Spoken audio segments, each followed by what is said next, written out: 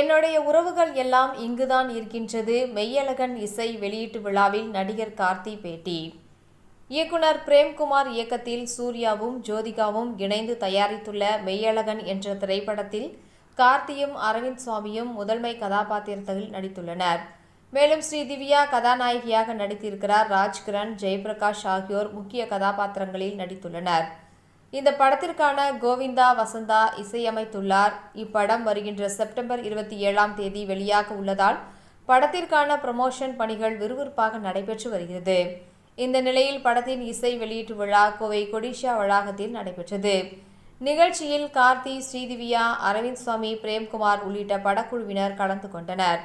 இந்நிலையில் முன்னதாக செய்தியாளர்களை சந்தித்த நடிகர் கார்த்தி, கல்யாணத்திற்கு பிறகு கோவையில் எனக்கு நடக்கும் முதல் பெரிய நிகழ்ச்சி இதுதான். இந்த ஊருக்கும் எனக்கும் எந்த மாதிரியான சொந்தம் இருக்கின்றதோ அந்த மாதிரியான விஷயத்தை மெய்யழகன் படமும் பேசும். அதனால் இந்த ஊரில் நிகழ்ச்சி நடத்தினால்தான் அர்த்தமுள்ளதாக இருக்கும்.